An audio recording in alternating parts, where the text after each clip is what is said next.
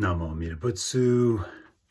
Good morning, good afternoon, good evening, wherever you are, whenever you are, in whichever realms of existence you are, whatever mind states you're in, whatever conditions you're in. As always, you are welcome to my channel. And today it's time for another video actually from the greenhouse. It's been a lovely late late spring but very summery weekend here in the UK. And just thought it's a lovely evening, so I just thought definitely I've had an idea for a video that sort of kind of came to fruition in my mind today, so I just thought it was definitely a good evening for a video. So what I want to talk about is all of my life, one of my fascinations or preoccupations or interests, if you will, is the person, the man, the individual with that singleness of purpose. Individuals who have that kind of total singleness of mind and purpose to do what kind of must be done, and sort of everything in their life flows from that one thing. Everything they do, it motivates everything they do. It motivates the way it motivates the way they do things. It's everything to them, and everything they are, everything they say, everything they do flows from that. And so just some examples would be, in like real world example would be the samurai kind of mindset, the samurai, sort of that singleness of purpose, singleness of mind, and everything in the samurai culture and code and way of life flowed from that singleness of purpose, if you will. Some sci-fi examples that had always sort of fascinated me or caught my attention were like the operative in the Serenity film. It's the Firefly series, the Serenity film that was a follow-on, the motion picture that was a follow-on from the from the Firefly show that was canceled. Featured an operative, and they hinted at that in the series that there was an operative in the series, but it wasn't quite the same as what was in the movie. And the one that was in the movie was just perfection. Just the way the actor that was chosen to play him, the way he played that, the way it was written, the things he said, the things he did, that singleness of purpose, that code that directed his life.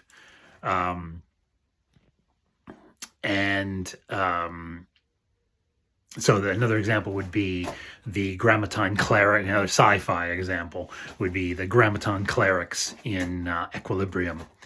John Preston, before he, went off the dose, as it were, went off the prosium and started, feeling.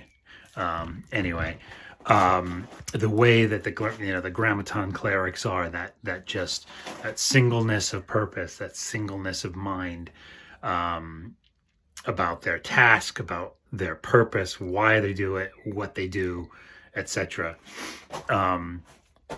And I know all of these examples I've given contain a large, amazing, beautiful martial arts element to them, to each of these examples I'm giving. But anyway, trying to think of others. I think you get the idea, though. I think 3 examples are enough. I could think of, but throughout my life, there've been. I suppose another sci-fi example would be Spock. His or the Vulcans. The Vulcans, their way that they, everything that their kind of singleness of purpose or singleness of mind about logic, and it sort of directing all of their ways and all of their culture and all of their way of doing things.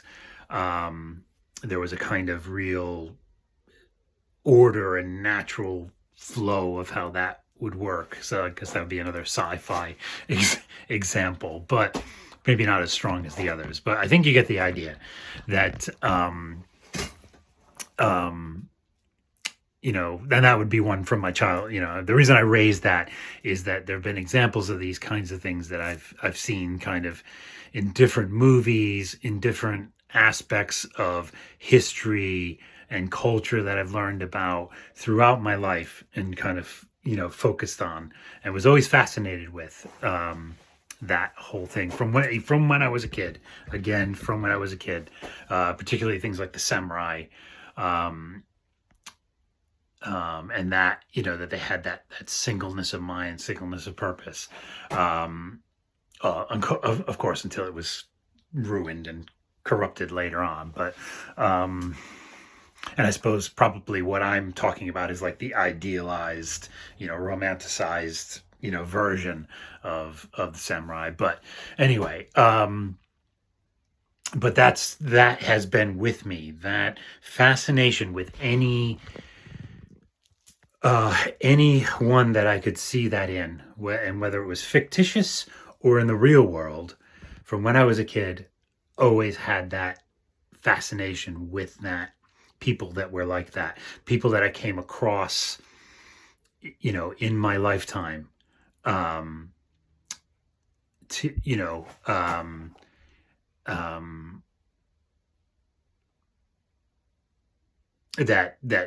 had this quality, that singleness of purpose and mind, and just had that just everything in their life just naturally flowed from that, whether that was a religious belief, whether that was a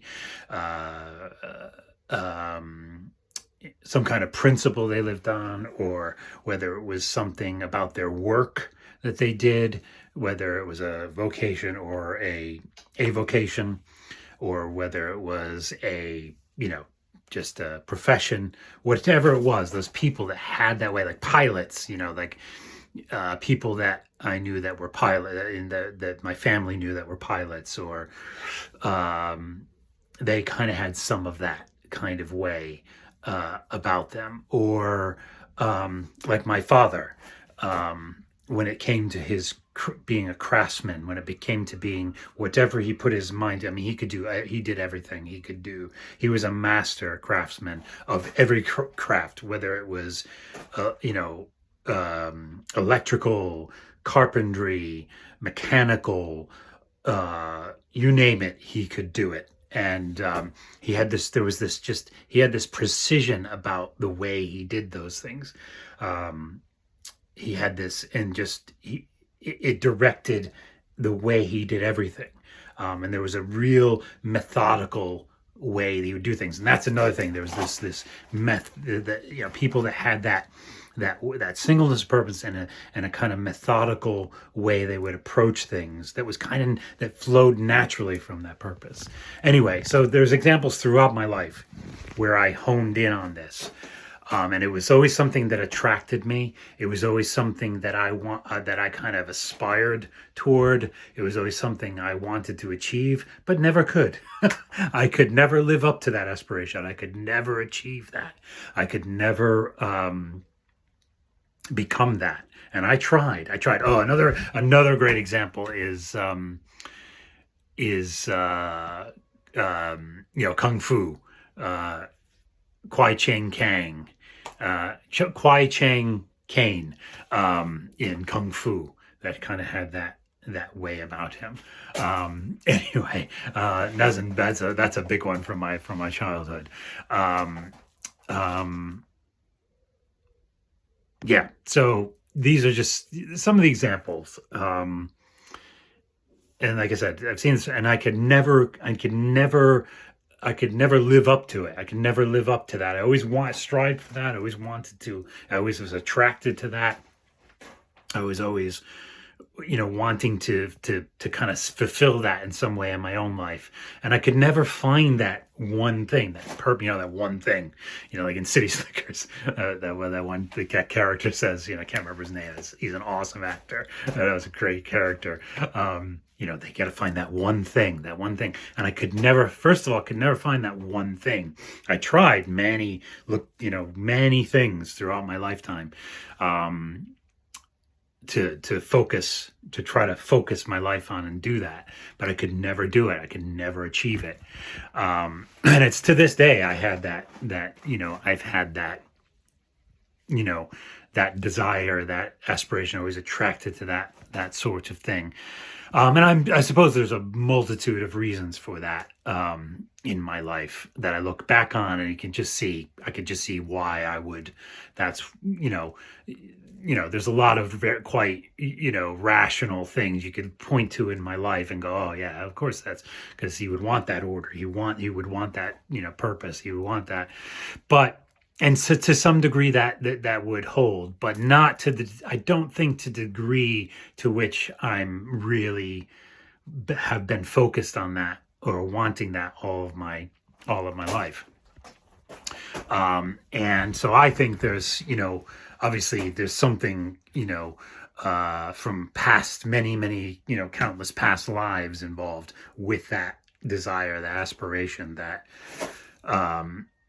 and I also think that it was another skill and means of the Buddhism bodhisattvas through Amida Buddha's working throughout my lifetime, to kind of focus me toward that, because quite often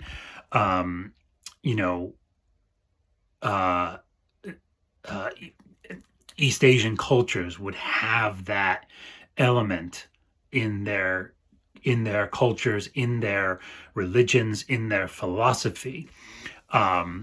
And so that's yet another way I was attracted toward kind of East Asian cultures.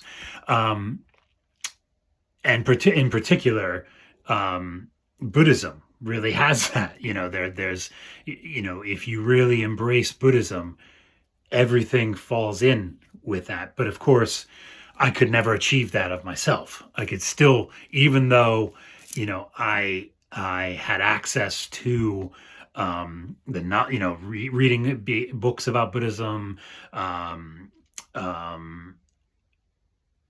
access to that from like the late 80s onward, mid to late 80s really, and it only got more and more access as the internet grew into what it is today. But I could never even do that with Buddhism, even though Buddhism is like the perfect path for that type of focus. That is the perfect path for that. That is the perfect way. But I could never achieve that. Even with Buddhism, obviously I'm a Bombu. I'm a foolish being, and hence ended up coming to Jodo Shinshu in the end, coming to Pure Land Buddhism and then Jodo Shinshu. But now I find that through Amida's working, through Jodo Shinshu, through Pure Land Buddhism, I have that. Not of myself, but it be through the working of Amida, through the process that Amida is has been putting me through his working for countless, his good from the past for countless lifetimes, and including this one, I quite naturally have that focus now. Not through me, but because of Amida's working, because of Jodo Shinshu, because of the true teaching of the Pure Land Way, because of the teaching of our Dharma masters. I have that, and I can see all that happening, all that. I can look back in so many different ways, and this is just one of many ways I can look back and see that working of Amida.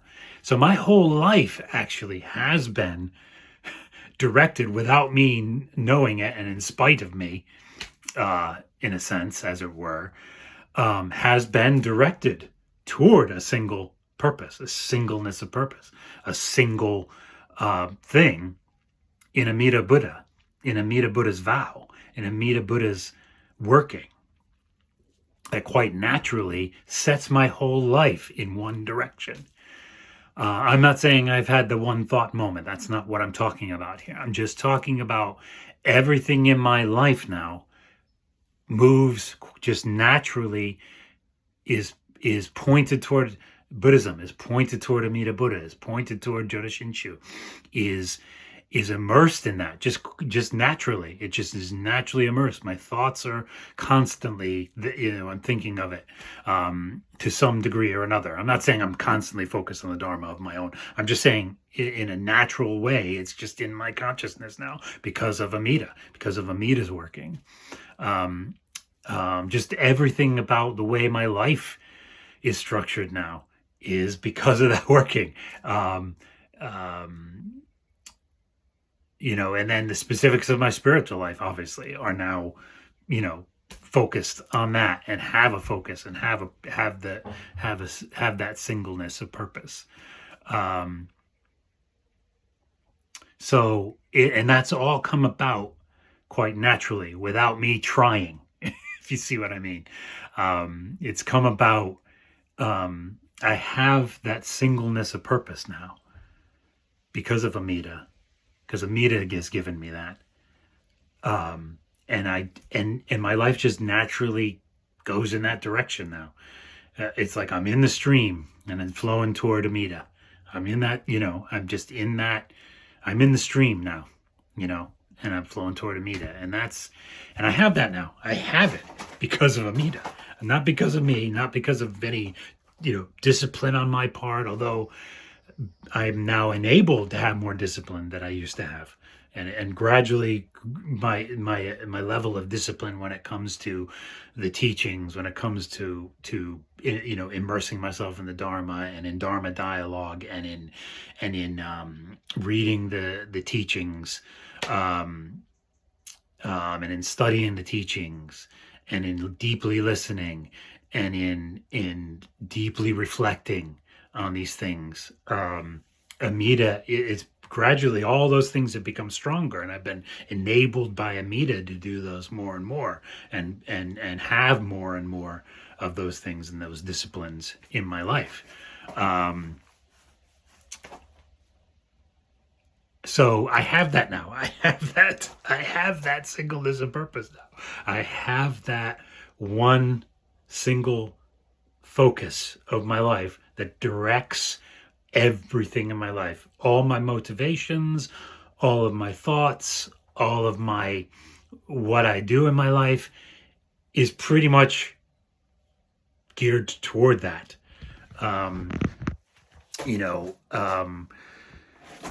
When I just give examples, so when I think about, about regrets that I have in my life, about, family, or, friends, or past relationships, or other events, or,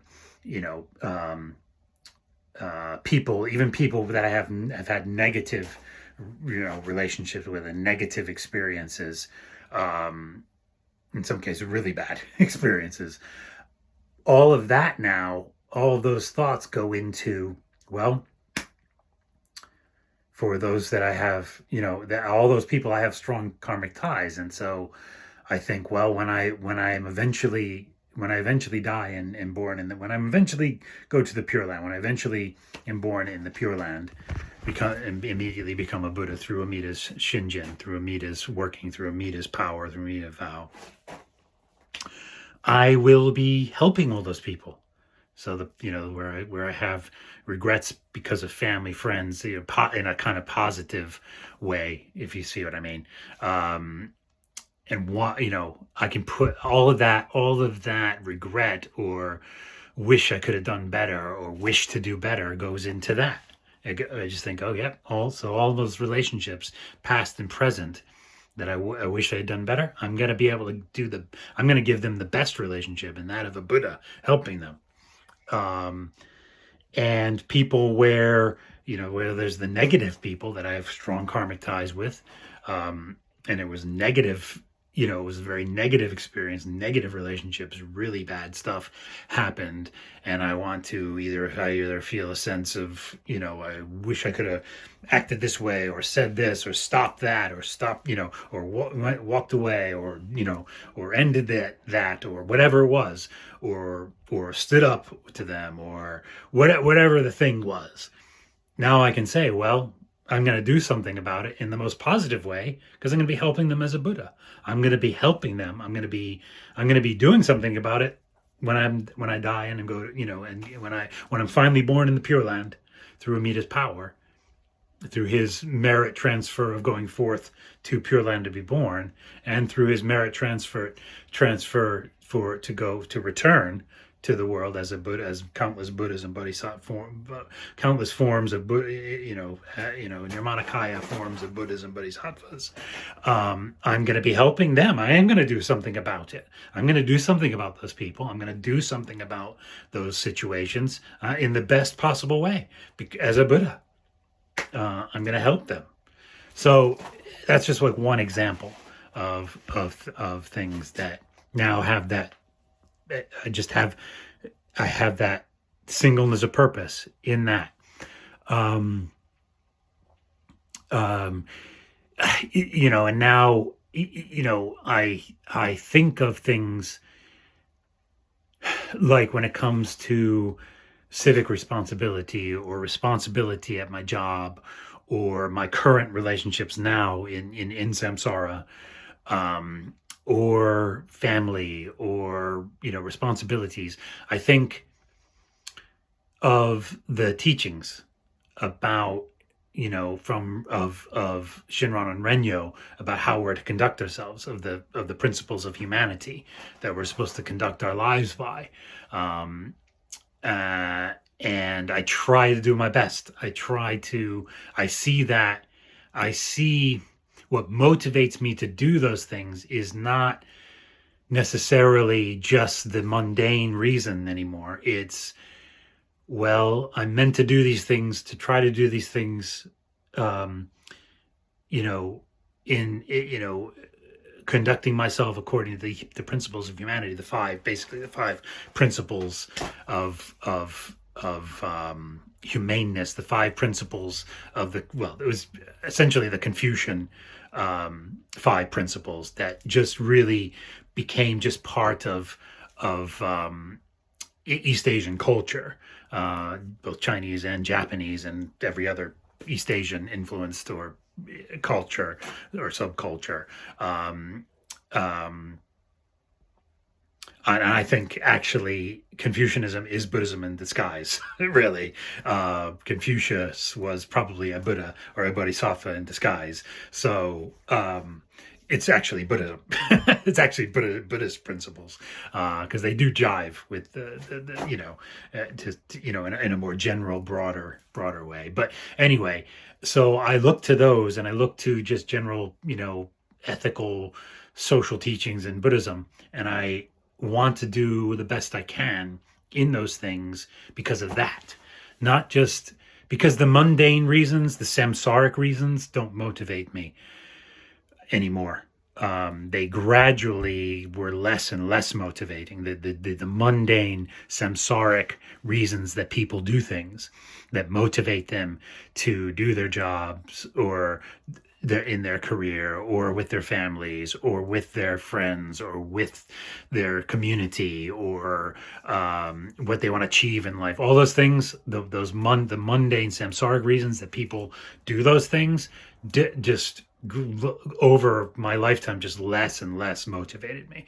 Less and less I didn't relate to them. I less and less related to them from that angle, from just this world kind of angle, this samsara world angle. I just less and less related to it, for a variety of reasons, but and felt very disconnected from that. So Buddhism, Amida Buddha, gives me that purpose in all those things. Now, in all those things, I have a purpose. I have a motivating factor, and it's Amida Buddha, and it's Amida Buddha's teaching, and it's Amida Buddha's working, and it's just a natural thing. It's not me. It's not for me. It's a natural flow of Amida Buddha's work in those things. So I have that now, or I should say, Amida Buddha has that for me now. Amida Buddha, through his mind, through his working, through his vow, has given that to me, and I have that now. Or it has me, I should say. It has me is a better way. It has me. I'm a part of it. Now, that singleness of Amida Buddha, that singleness of Buddhism, that singleness of Amida Buddha's vow, of Amida Buddha's working, of Amida Buddha's power, of Amida Buddha's other power, that is the single motivating factor and path of my life, that naturally all of everything I do flows from that. And I'm very grateful, very, very grateful for that. So thanks for listening once again. And Namo Amida Butsu. I think I will say some Nambutsu to take this video out. Namo Amida Butsu, Namo Amida Butsu, Namo Amida Butsu, Namanda Butsu, Namanda Butsu, Namanda Butsu, Namanda, Namanda Butsu, Namanda Butsu. The name, I love the name. The name is refreshing. Enjoy the name. Immerse yourself in the name, which really means all you have to do is say it. And Amida does the rest. Amida does it all. Namo Amida Butsu.